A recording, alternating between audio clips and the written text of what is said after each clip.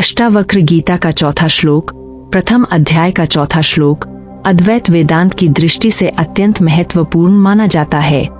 यह श्लोक आत्मा और शरीर के भेद को सीधे अनुभव करने की शिक्षा देता है। श्लोक: यदि देह पृथक कृत्य चिति विश्रामे तिष्ठसि, अधुनैव सुखी शांतो बंधमुक्तो भविष्यसि। 4 सरल हिंदी अर्थ: यदि तुम अपने को शरीर से अलग जानकर शुद्ध चैतन्य चिति में विश्राम कर जाओ तो इसी क्षण सुखी, शांत और बंधनों से मुक्त हो जाओगे। शब्द अर्थ: यदि, अगर, देहम पृथक कृत्य शरीर को अपने से अलग समझकर, चिति शुद्ध चेतना, आत्मा साक्षी भाव, विश्रामे तिष्ठसि उसमें स्थिर होकर विश्राम करो, अधुनैव अभी इसी क्षण, सुखी आनंदमय, शांतः पूर्ण शांत, बंध मुक्तः संसारिक बंधनों से मुक्त। श्लोक का गहरा अर्थ: इस श्लोक का केंद्र बिंदु है मैं शरीर नहीं हूँ, मैं शुद्ध चेतना हूँ। मनुष्य सामान्यतः अपने को शरीर, मन, विचार, भावनाएं, नाम, पद, संबंध आदि मानता है। अष्टावक्र कहते हैं, दुख का कारण संसार नहीं बल्कि गलत पहचान है।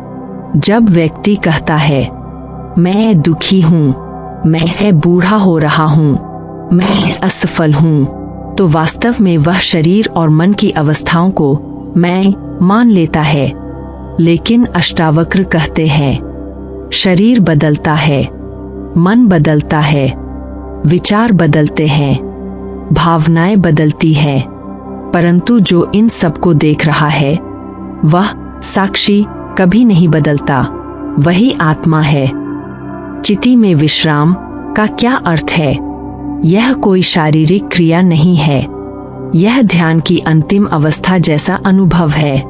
उदाहरण: जैसे आकाश में बादल आते जाते हैं पर आकाश प्रभावित नहीं होता, वैसे ही शरीर में रोग आ सकते हैं, मन में विचार आ सकते हैं, जीवन में सुख दुख आ सकते हैं, लेकिन आत्मा केवल साक्षी रहती है। जब मनुष्य इस साक्षी भाव में स्थिर हो जाता है तब वह चिति में विश्राम करता है। इस श्लोक की अद्वैत वेदांत में महत्ता: यह श्लोक सीधे अद्वैत के मूल सिद्धांत को व्यक्त करता है।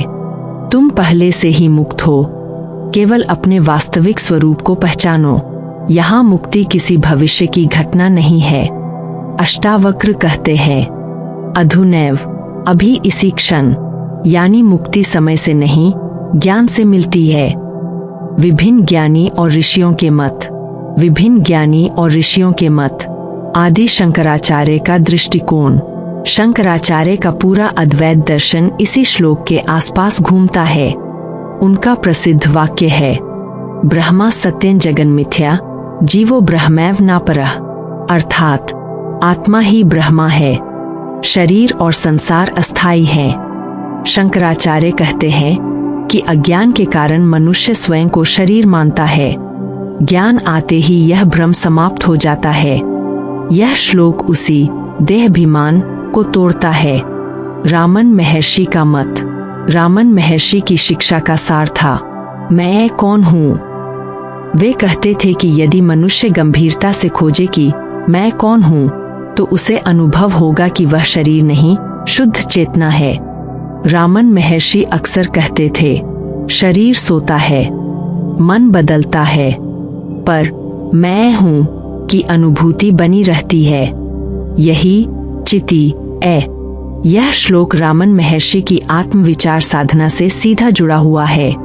निसर्गदत्त महाराज का मत, निसर्गदत्त महाराज कहते थे आप वह नहीं हैं जो दिखाई देता है, आप वह हैं जो देख रहा है। उनकी पुस्तक आई एम दैट का पूरा संदेश इसी श्लोक जैसा है। वे कहते थे शरीर वस्तु है, मन भी वस्तु है, पर देखने वाला उनसे अलग है। जब यह अनुभव स्थिर हो जाता है तब व्यक्ति मुक्त हो जाता है। ओशो की व्याख्या। ओशो ने अष्टावक्र गीता पर विस्तृत प्रवचन दिए हैं। उनके अनुसार अष्टावक्र का मार्ग प्रयास का नहीं, पहचान का मार्ग है। ओशो कहते हैं मनुष्य पहले से मुक्त है, केवल उसने अपने ऊपर व्यक्तित्व की परतें चढ़ा ली है। जब व्यक्ति शरीर और मन से अलग होकर साक्षी बनता है तो सहज शांति प्रकट होती है। एक प्रसिद्ध उदाहरण राजा जनक का अनुभव। अष्टावक्र गीता का पूरा संवाद राजा जनक और ऋषि अष्टावक्र के बीच होता है। कहा जाता है कि जनक अत्यंत ज्ञानी थे, फिर भी उन्हें अंतिम सत्य का प्रत्यक्ष अनुभव चाहिए था। अष्टावक्र ने कहा, तुम शरीर नहीं हो, और जनक को तत्काल आत्मबोध होने लगा। इसलिए इस ग्रंथ में क्षणिक मुक्ति पर जोर है। आधुनिक जीवन में इसका प्रयोग। यह श्लोक केवल दार्शनिक नहीं, अत्यंत व्यावहारिक भी है। जब तनाव हो, अपने से पूछे, क्या तनाव मुझे हो रहा है, या यह मन में उठ रही एक अवस्था है। जब शरीर बीमार हो, देखें शरीर बीमार है, पर देखने वाला साक्षी तो वैसा ही है। ध्यान में कुछ क्षण बैठकर केवल देखें, विचार आ रहे हैं, भावनाएं आ रही है, पर मैं केवल देखने वाला हूँ।